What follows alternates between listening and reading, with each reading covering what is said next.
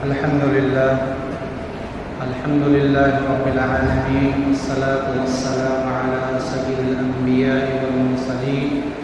وعلى آله وصحبه أجمعين، أما بعد،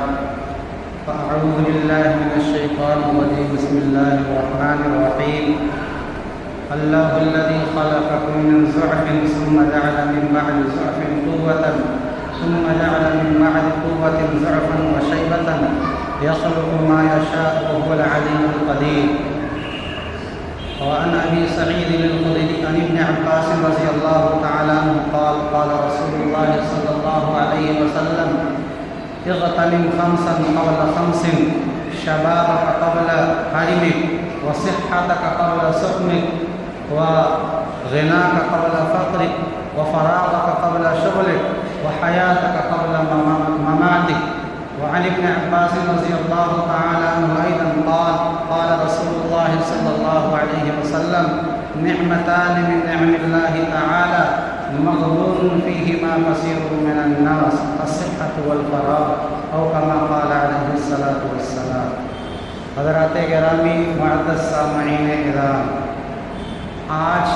کے اس مبارک جمعہ میں میری تقریر کا عنوان ہے کہ مسلم معاشرے میں نوجوانوں کا کیا کردار ہونا چاہیے، اور اللہ اور اس کے رسول پاک صلی اللہ علیہ وسلم نے نوجوانوں کو کس طرح سے خطاب فرمایا ہے، اور یہ نوجوان ہر زمانے میں کس طرح سے اپنا کردار ادا کرتا رہا ہے، اور جس وقت نوجوانوں نے اپنی ذمہ داریاں نبھانی چھوڑ دی، اس دن سے امت کے اندر فساد اور بگاڑ پیدا ہو گیا۔ آپ انبیاء علیہ السلام کی ذات پر غور کر لیں تو آپ کو پتہ چلے گا کہ جتنے بھی انبیاء علیہ السلام آئے وہ سب کے سب نبی بنائے گئے 40 سال کی عمر میں۔ گویا کہ 40 سال کی عمر جو ہوتی ہے یہ کامل و مکمل عقل کی عمر ہوتی ہے، اور یہ جوانی کی، بلوغ کی اور انتہا کی آخری عمر ہوتی ہے، اور اسی عمر کے اندر اللہ رب العزت اپنے انبیاء علیہ السلام کو مختلف قسم کی ذمہ داریوں سے اللہ تعالیٰ سرفراز فرماتے رہے۔ چنانچہ اللہ تعالیٰ نے قرآن کریم کے اندر حضرت ابو بکر صدیق رضی اللہ تعالیٰ عنہ کے بارے میں ایک آیت نازل فرمائی، جس کے اندر اللہ تعالیٰ نے فرمایا کہ حتی اذا بلغ اشدہ وبلغ 40 سنة، اور اس سے پہلے ہے کہ ووصینا الانسان بوالدیہ احسانا، کہ ہم نے انسان کو یہ کہا کہ تم اپنے ماں باپ کے ساتھ اچھائی کا معاملہ کرنا، حسن سلوک کرنا، اور پھر چونکہ ماں جو ہے حسن سلوک کا زیادہ محتاج ہے تو فرمایا حملت امہ کرہا، ماں نے اس انسان کو اپنے پیٹ میں بڑی مشقت سے 6 مہینہ 9 مہینہ رکھا تھا، ووضعتہ کرہا، اور اس ماں نے جو ہے اس بچے کو جو جنا ہے تو مشقت سے ہی جنا ہے، وحملہ وفصالہ 30 شہرا، اور یہ پیٹ میں رکھنے کی اور دودھ پلانے کی جو مدت ہے وہ 30 مہینہ، 6 مہینہ کم سے کم مدت حمل لے لیا جائے پیٹ میں بچہ کے رہنے کی، اور 2 سال دودھ پلانے کی، اس طرح سے 30 مہینے ہو جاتے ہیں۔ پھر اس کے بعد جو ہے حضرت ابو بکر صدیق رضی اللہ تعالیٰ عنہ کا واقعہ نقل فرمایا ہے کہ حتی اذا بلغ اشدہ، کہ یہ ابو بکر جو نوجوانوں میں سب سے پہلے میرے پیارے نبی حضور پاک صلی اللہ علیہ وسلم پر ایمان لانے والوں میں سے ہیں، جب یہ جو ہے طاقت کی عمر کو پہنچے، اور اشد کہا جاتا ہے 33 سال کی عمر کو، کہ حضرت ابو بکر صدیق رضی اللہ تعالیٰ عنہ کی عمر 33 سال کی ہوئی، وبلغ 40 سنة، اور اس کے بعد جب یہ 40 سال کی عمر کو ہوئے، جو مکمل جو ہے عقل کی پختگی کی عمر ہوتی ہے، تو انہوں نے کہا کہ قال ربی اوزعنی ان اشکر نعمتک التی انعمت علی، میرے پروردگار آپ مجھے توفیق کیجئے کہ میں آپ کا شکریہ ادا کروں اس نعمت کا جو آپ نے مجھ پر کیا ہے اور میرے ماں باپ پر کیا ہے. کیونکہ حضرت ابوبکر صدیق رضی اللہ تعالیٰ عنہ خود بھی ایمان لے آئے تھے اور آپ کی والدہ ام رومان اور حضرت ابوبکر صدیق رضی اللہ تعالیٰ عنہ کی والدہ اور ان کے والد یہ دونوں مشرف ایمان ہوئے. اور ساتھ ساتھ حضرت ابوبکر صدیق رضی اللہ تعالیٰ عنہ کی جو اولادیں ہوئیں، حضرت عائشہ رضی اللہ تعالیٰ عنہ، حضرت اسماء رضی اللہ تعالیٰ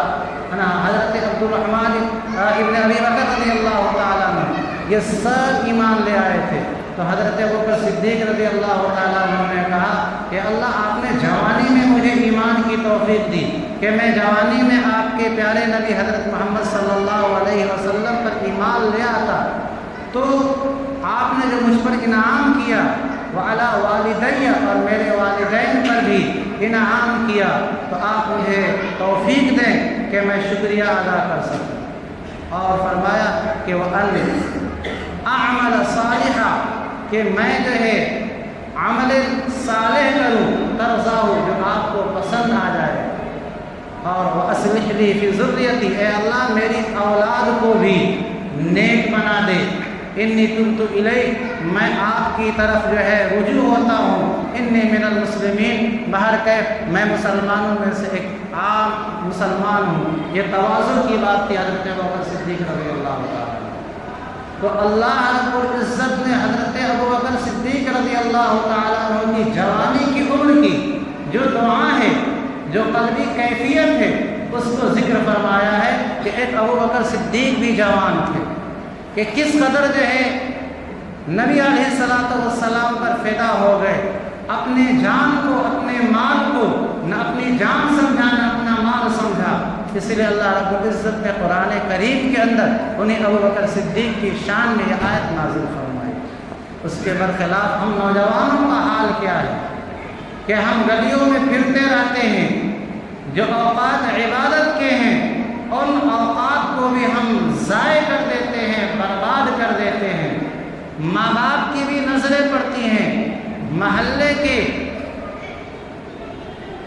لوگوں کی بھی نظریں پڑتی ہیں، لیکن اس قدر ہم جری ہو چکے ہیں کہ ہمیں کوئی جو ہے اپنے اس غلط جو ہے رویے سے ہلا نہیں پا رہا ہے. ہمیں کوئی سمجھانے کی کوشش کرتا ہے تو ہم الٹے ہی اسے سمجھانے کی کوشش کرنا شروع کر دیتے ہیں. اللہ رب العزت نے بھی قرآن اپنی احادیث کے اندر فرمایا ہے کہ جوانی جو ہے ہمیں بڑی محبوب ہے. ہماری جوانی کی عبادت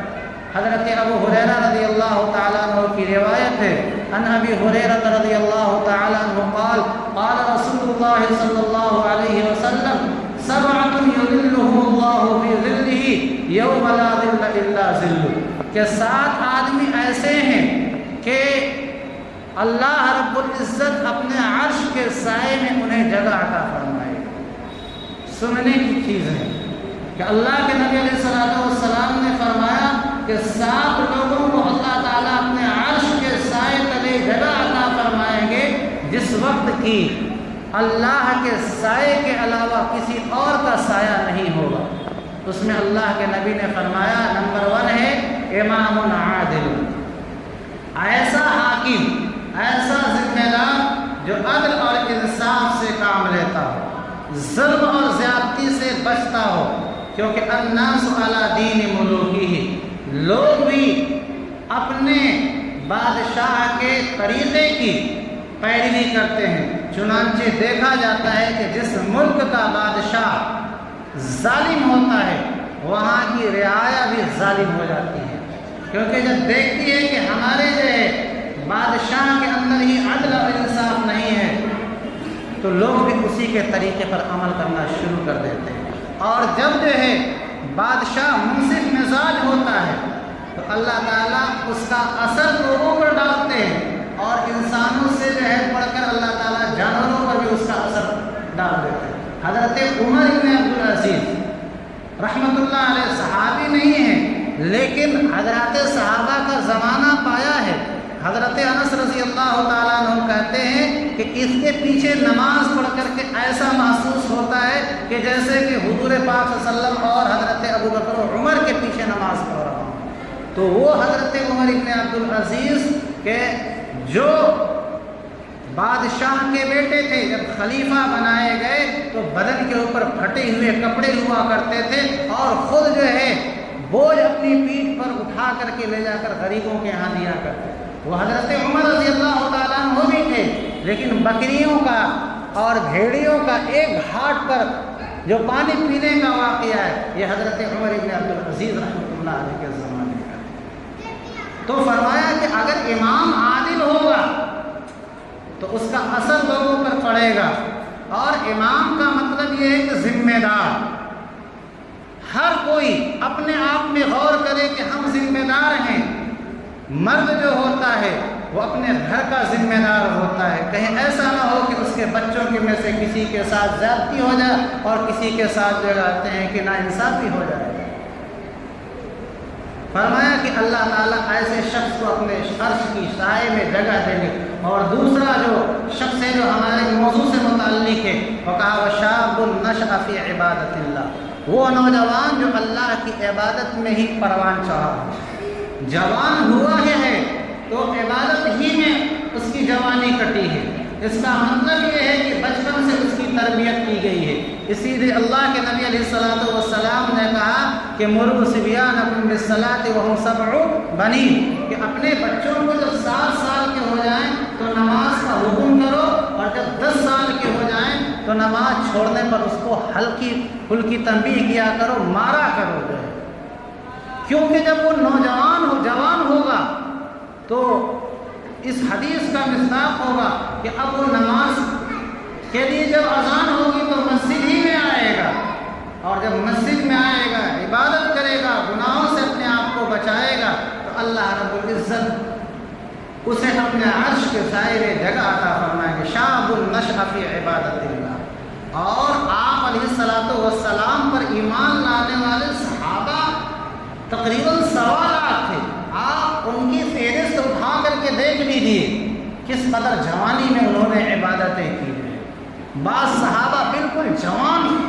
انہوں نے آ کر کے حضرت عائشہ رضی اللہ تعالیٰ عنہا سے پوچھا کہ آپ علیہ الصلوۃ والسلام کے دن کے معمولات تو ہم کو معلوم ہیں، کیونکہ دن میں ہمارے درمیان رہتے، ہم معلوم ہے کہ نبی علیہ الصلوۃ والسلام کیسے عبادت کرتے ہیں، رات میں کیا معمول ہے؟ فرمایا رات کے ایک حصے میں نبی علیہ الصلوۃ والسلام سوتے ہیں، اور رات کے کچھ حصے میں اللہ کے نبی جگ کر کے عبادت کیا کرتے ہیں۔ فرمایا وہ تو نبی ہیں، آپ کے لیے سونا جو ہے بھی عبادت ہوگا، ہم تو عام لوگ ہیں، لہذا بعض نے کہا کہ ہم فصیح ہو جائیں گے، ہم اپنی جو ہے مردانگی کی طاقت کو ختم کر لیں گے تاکہ شادی کی حاجت ہی نہ رہے، اور پوری زندگی جو ہم اللہ کی عبادت کریں گے۔ کچھ نے کہا کہ ہم پوری زندگی روزہ رکھا کریں گے۔ اس طرح کی انہوں نے باتیں حضرت عائشہ رضی اللہ تعالیٰ عنہ سے کہا کر کے واپس ہوئے۔ تو ادھر جو ہے اللہ کے نبی جب گھر میں گئے ہیں تو حضرت عائشہ رضی اللہ تعالیٰ عنہ نے یہ بات بتائی، ایسے ایسے کچھ لوگ آئے تھے کہہ کر کے گئے۔ اللہ کے نبی نے فرمایا کہ میں اللہ کا نبی ہوں، اور میں سب سے زیادہ متقی اور پرہیزگار ہوں، میں اللہ کی عبادت بھی کرتا ہوں اور بیوی بچوں کے حقوق بھی ادا کرتا ہوں۔ یہ نوجوان تھے، واقعے سے یہ بتلانا ہے کہ ان کے اندر ایک شوق تھا، جذبہ تھا، لگن تھی اللہ رب العزت کی عبادت۔ حضرت اسامہ بن زید رضی اللہ تعالیٰ عنہ حب رسول اللہ کہے جاتے ہیں، انتہائی قسم کے کالے تھے، لیکن نبی علیہ الصلوۃ والسلام کے دل میں جگہ رکھتے تھے۔ اللہ کے نبی ایک طرف حضرت حسن کو رکھتے تھے، دوسری طرف حضرت اسامہ کو رکھتے تھے، اور کہتے تھے اللہ میں اسامہ سے محبت کرتا ہوں، جو اسامہ سے محبت کرے اے اللہ تو بھی اس سے محبت فرما۔ اس اسامہ کو جانتے ہیں اللہ کے نبی علیہ الصلوۃ والسلام نے اپنے آخری عمر کے اندر جو جھنڈا عطا فرمایا تھا مسیلمہ کذاب کی سرکوبی کے لیے، جس نے نبوت کا دعویٰ کیا تھا، ان کی عمر 17 سال کی، جوان تھے جو، اور بعد میں جب انتقال ہوا حضرت اسامہ لشکر لے کر کے نہیں جا سکے، اور جب خلیفۃ المسلمین بنائے گئے حضرت ابوبکر صدیق رضی اللہ تعالیٰ عنہ، تو کچھ لوگوں نے سوچا کہ یہ جھنڈا حضرت اسامہ کے ہاتھ سے لے کر کے کسی اور کو دے دیا جائے، کیونکہ اس لشکر کے اندر حضرت عمر جیسے لوگ بھی تھے جو فوجی کی حیثیت سے تھے، حضرت عثمان رضی اللہ تعالیٰ عنہ بھی تھے، لیکن ایک 17 سال کا جو ہے نوجوان، اور وہ بھی کس کا لڑکا؟ ام ایمن جو ایک باندی تھی، باندی کا لڑکا، حضرت زید جو غلام تھے ان کا لڑکا، آج وہ پورے فوج کا کمانڈر بنا ہوا ہے۔ حضرت ابوبکر صدیق رضی اللہ تعالیٰ عنہ نے کہا نہیں، ایسا نہیں ہو سکتا جو ہے جس کو نبی نے اپنے ہاتھ سے جھنڈا دیا ہو، میں اس کے ہاتھ سے جھنڈا کیسے لے سکتا ہوں؟ اور حضرت عمر رضی اللہ تعالیٰ عنہ نے بھی کہا کہ تم کل تک جو ہے اس کے بعد حضرت زید کے بارے میں بھی تانا دیتے تھے کہ یہ تو غلام تھے، لیکن غزوہ موتا کے اندر شہادت اس نے شہید ہو کر کے دکھا دیا کہ جو ہے جواں مردی کسے کہتے ہیں، لہذا جو ہے تم لوگ اپنی زبان کو خاموش کرو۔ بہرکیف میں یہ کہنا چاہ رہا ہوں کہ حضرت اسامہ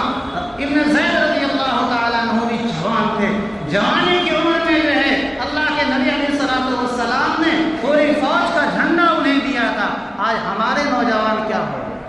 کہاں چلے گئے؟ ہمارے نوجوانوں کا حال یہ ہو چکا ہے کہ گلی کوچوں میں تو جو ہے ہم جوا کھیلتے ہی ہیں، ہم قبرستانوں میں بھی بیٹھ کر کے جوا کھیلتے ہیں۔ بتائیے، جو قبر جو ہے عبرت کی جگہ تھی، جہاں ہمیں جانے کی نبی علیہ الصلوۃ والسلام نے فاتحہ پڑھنے کی ترغیب کی تھی کہ جایا کرو، فاتحہ پڑھا کرو، اس سے موت کی یاد تازہ ہوگی، وہی ہم جو ہے ایک حرام عمل کرتے ہیں اور ذرہ برابر ہمارے دل کے اوپر احساس نہیں گزرتا ہے، اور پھر ہم جو ہے رونا روتے ہیں کہ ہمارے ساتھ ایسا ہو رہا ہے، ہمارا کاروبار متاثر ہو رہا ہے۔ کیوں؟ اللہ رب العزت کیا نہیں دیکھ رہے ہیں کہ جو کچھ ہو رہا ہے وہ ہمارے آنکھوں کے سامنے ہو رہا ہے، ہم سب دیکھ رہے ہیں، لیکن ہم میں سے کسی کو جو ہے جرأت نہیں ہے کہ وہ منع کر سکے یا کم از کم زبان سے برا کہہ سکے۔ اللہ کے نبی علیہ الصلوۃ والسلام نے تو کہا تھا کہ من رأى منکم منکرا فلیغیرہ بیدہ، اگر تم جو ہے کوئی برا عمل اپنے معاشرے کے اندر ہوتا ہوا دیکھو تو اگر تمہارے پاس طاقت ہے تو ہاتھ سے اسے روک دو کہ ایسا غلط کام ہم اپنے معاشرے کے اندر نہیں ہونے دیں گے۔ لیکن ہر کوئی اپنا الو سیدھا کرنے کے چکر میں ہے کہ میں اس سے کیوں بگاڑ پیدا کروں گا، اور فرمایا اللہ کے نبی نے کہ اگر اتنی طاقت نہیں ہے تمہارے اندر کہ تم ہاتھ سے روک سکتے ہو، فرمایا اللہ کے نبی نے پھر زبان سے ہی منع کرو لوگوں کو، شاید ہو سکتا ہے کہ ان میں سے کوئی نصیحت حاصل کرے اور اس کے دل میں تمہاری بات آ جائے اور وہ اپنے اس برے اور قبیح عمل سے جو ہے باز آ جائے۔ ہم جو آج کا موضوع اٹھائے ہیں کہ نوجوانوں کا مسلم معاشرے کے اندر کیا کردار رہا ہے، یہ اسی دوسرے طریقے پر عمل کرنے کے لیے کہ اللہ کے نبی نے مجھے بھی کہا ہے، آپ کو بھی کہا ہے کہ طاقت سے روکو، اگر طاقت سے نہیں روک سکتے تو زبان سے روکو۔ اللہ کے نبی علیہ الصلوۃ والسلام نے صرف حضرت ابوبکر، عمر، عثمان و علی رضی اللہ تعالیٰ عنہ کو نہیں کہا تھا، یہ بات آپ کی شریعت قیامت تک کے لیے تھی، اور نبی نے یہ بھی فرمایا کہ اگر اتنے بھی بزدل ہو گئے تم کہ زبان سے بھی نہیں کہہ سکتے ہو تو کم از کم جو معاشرے کے اندر برا عمل ہو رہا ہے اس کو دل سے برا سمجھو۔ تو اللہ رب العزت نے قرآن کریم کے اندر انبیاء علیہ السلام کے واقعات نقل فرمائے ہیں، اور میں نے بتایا کہ حضرت ابوبکر صدیق رضی اللہ تعالیٰ عنہ کا واقعہ نقل فرمایا۔ اسی لیے اللہ کے نبی علیہ السلام نے فرمایا کہ اس جوانی کی قبل اس کے کہ بڑھاپا آئے غنیمت سمجھ لو۔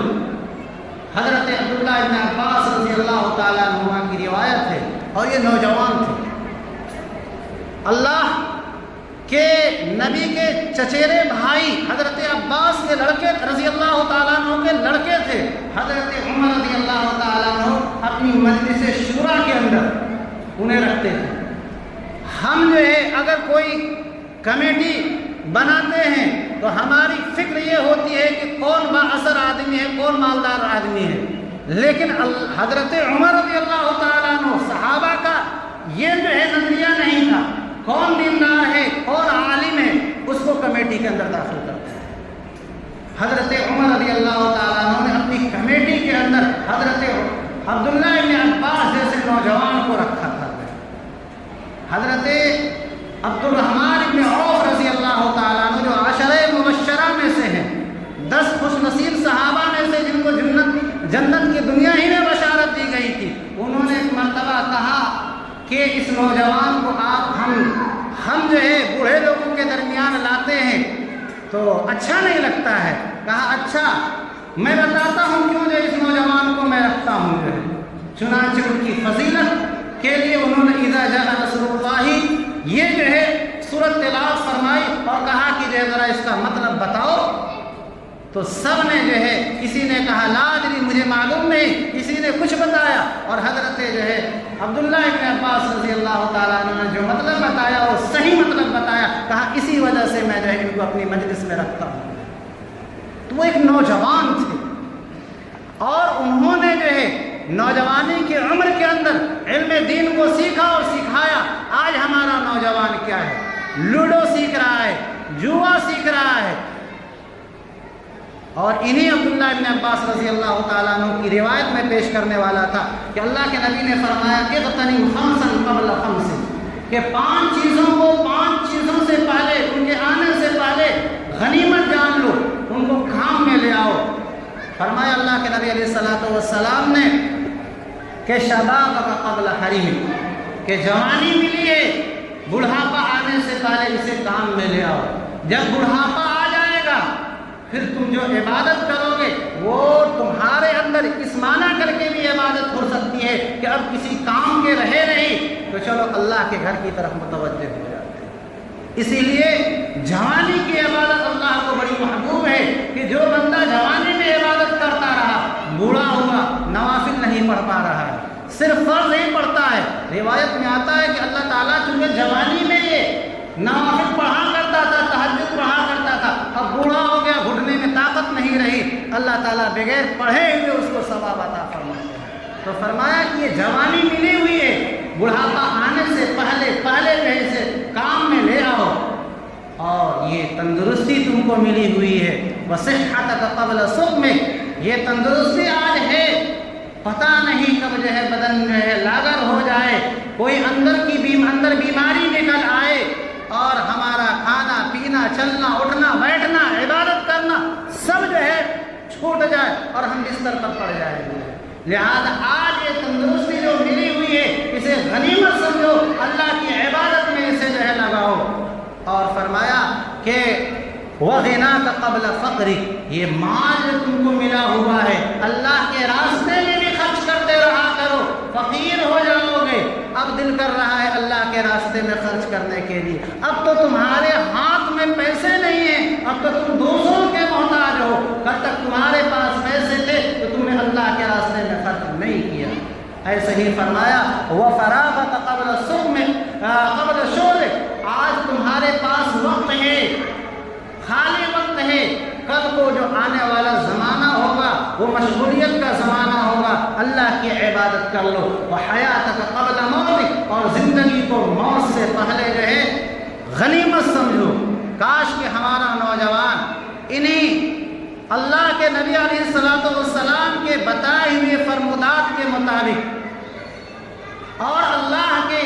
بتائے ہوئے ارشادات کے مطابق زندگی گزارتا تو یہ حالات پیدا نہ ہوتے، کیونکہ میں نے بتایا کہ ہر زمانے کے اندر نوجوان ہی جو ہے معاشرے کے اندر ریڑھ کی ہڈی کی حیثیت رکھتے ہیں۔ جب نوجوانوں کے اندر بگاڑ پیدا ہوتا ہے تو پھر اس بگاڑ کا سلسلہ دراز ہو جاتا ہے۔ اس لیے میں نوجوانوں سے اپنے خصوصی طور پر یہ کہوں گا، تاکید کروں گا کہ آج غور کرنے کی ضرورت ہے کہ ہمارے معاشرے کے اندر، ہمارے محلے کمن گڑھا کے اندر جو برائی پھیلی ہوئی ہے، آپ کھڑے ہوئیے، آپ ایک جماعت بنائیے اور کوشش کریے کہ ہمارے بچے جو جوا کھیل رہے ہیں، قبرستانوں میں بیٹھ کر کے جو ہے اپنا وقت برباد کر رہے ہیں، اس پر جو ہے گندے اعمال کر رہے ہیں، ہم ان کو روکیں